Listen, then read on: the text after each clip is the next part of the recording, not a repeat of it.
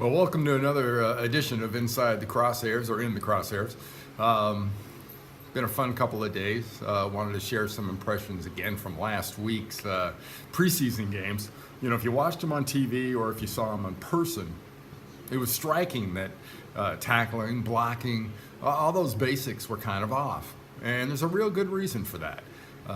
You can't simulate game speed. And probably every single team's goal, the good ones do it, the bad ones try, is to go full speed in practice so that when you get in a game situation, the timing in the passing game is right, the timing in the running game is right, the timing on your defenses, when you're doing your blitzes, how you coordinate with the linebackers, the safeties, the D-line, as to how you come, and certain coverages and blitzes have got to be timed up right, and you can only do that at full speed. Well, you noticed if you watch the games, not chaos, but not exactly coordinated. That's fine. It's the first preseason game. Not a big deal, but something you should look for moving forward. They're not going to practice more tackling at this point. Heck, they're not even going to practice necessarily full speed blocking at this point. So you're not going to see a whole heck of a lot of that. And hopefully the full speed practice becomes the norm for every single team. That's my wife's phone is my norm. But let's move on. Major League Baseball, a lot of things to talk about. I guess the best race out there. Well, there's the American League East, which is a good race. My favorite by far is the National League West, with the Giants and the Dodgers. It should always be the Giants and the Dodgers. Sorry, Padres. Sorry, Diamondbacks. It should always be the Giants and the Dodgers. It's the best. It's one of the best rivalries there is. I know if you live in either city, you look at it completely differently. But as a baseball fan and somebody that grew up in LA and then lived in the Bay Area for about 20 years, I love it. I remember sitting in an old Candlestick, just couldn't wait for those Dodgers series when I had my box and my season tickets. Go on to the Olympics. If you haven't enjoyed the Olympics, you're a grump and you should stop watching sports on TV, period.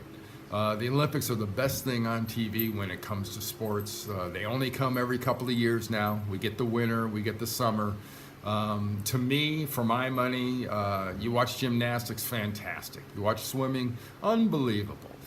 Track and field to me is the most compelling because it really, really is something that we see so rarely, unfortunately. It's the least known great sport we have here, especially in the Olympics.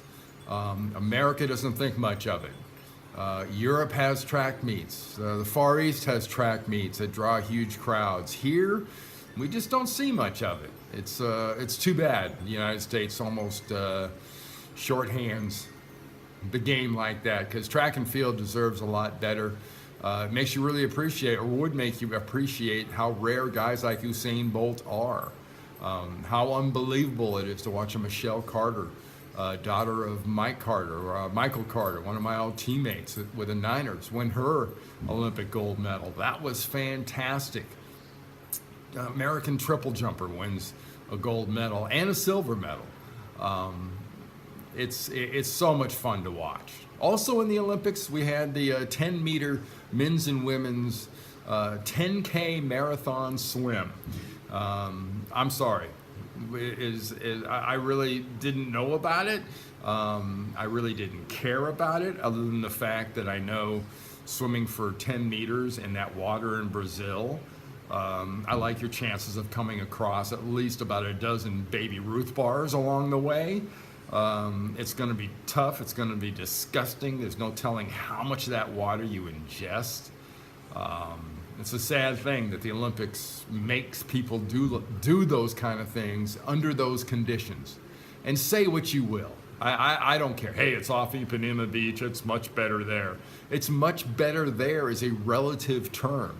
It's like my toilet bowl is a lot more clean and user-friendly after I flush it. Yeah, but it's still my damn toilet bowl. And that's what that water is. That's what that whole place is a toilet bowl. Love the Olympics, like I said. Love the fact that the world can come together and forget about a lot of BS things going on. But man, I'll tell you what, my hat's off to those men and women that can swim under those conditions. Controversial finishes, disqualifications. It'll make for great TV, and it makes for great covering. If you haven't seen it, look it up. 10-meter marathon swim. Hey, something it's got to do with life on a day-to-day basis, has to do with sports, has to do with politics, has to do with business. Just don't forget, if you do the same thing over and over and always expect different results, that's the definition of insanity.